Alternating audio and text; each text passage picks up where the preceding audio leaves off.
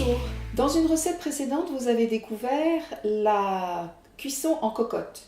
Cette fois-ci, vous allez la réutiliser pour exécuter un lapin aux navets et aux épinards. En hiver, il y a les légumes racines, alors pourquoi pas les navets?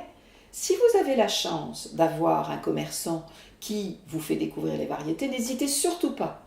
Moi, j'ai choisi les boules d'or, les Manchester Market et les Nancy, mais tous les navets sont bons.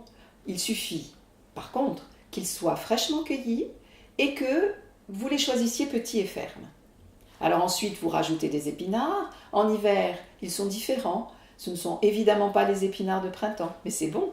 Regardez, voici la fiche recette qui va vous aider à faire vos courses et à voir tous les détails et les courses que vous retrouvez dans ce panier.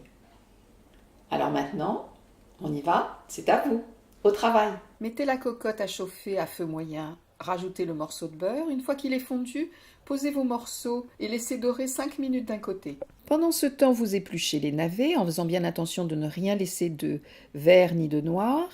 Et selon la grosseur, vous les coupez en morceaux afin qu'ils aient des tailles similaires. Cela facilite la cuisson.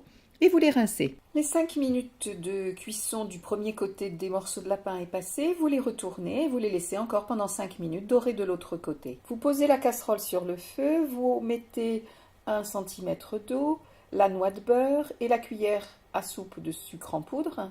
Vous remuez un petit peu, vous couvrez et vous laissez pendant 5 minutes. Une fois les 5 minutes passées l'eau bout, vous mettez vos navets à l'intérieur, vous allez couvrir et vous allez laisser cuire 10 minutes en remuant de temps en temps. Vous pouvez commencer à laver vos épinards. Regardez, il faut d'abord enlever la queue, plier la feuille vers l'intérieur et vous tirez la queue le long de la feuille. Et les feuilles que vous obtenez, vous les plongez dans l'eau. Il faut bien rincer les feuilles. Alors, changez au moins l'eau 3 fois en ayant bien remué toutes vos feuilles. Vous n'avez pas oublié votre lapin. Alors regardez, les deux côtés sont bien dorés. Vous rajoutez 1 cm d'eau, pas trop surtout. Vous raclez avec la cuillère en bois pour dissoudre les sucs et que le jus se forme. Et vous mettez votre petit bouillon cube. Vous couvrez et vous laissez 10 minutes de cuisson à feu doux. N'oubliez pas vos navets, vérifiez. Il faut toujours arroser les morceaux de viande que l'on cuit en cocotte. N'oubliez pas ça, c'est très important. Les 10 minutes sont passées, retournez vos morceaux et regardez si vous avez besoin de quelques gouttes d'eau, peut-être pas, et vous laissez de nouveau couvert 10 minutes de cuisson. Est-ce que mes navets sont cuits? Pas tout à fait, on va attendre encore quelques minutes. Les navets sont cuits, vous retirez le couvercle, vous augmentez le feu et vous allez laisser le jus réduire au maximum.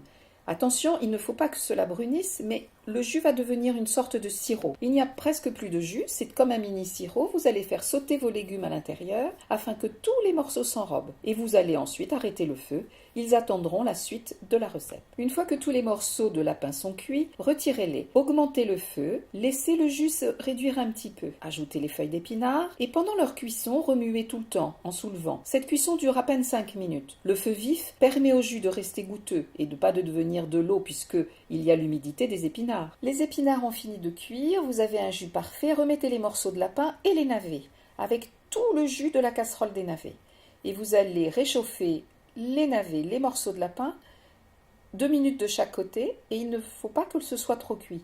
Les navets s'écraseraient, les épinards deviendraient amers, c'est un peu dommage. Voilà, c'est prêt. Il ne vous reste plus qu'à dresser des assiettes avec imagination. Vous avez aimé cette recette? Dites-le moi surtout. Et j'espère à bientôt sur Mama Caro Cuisine.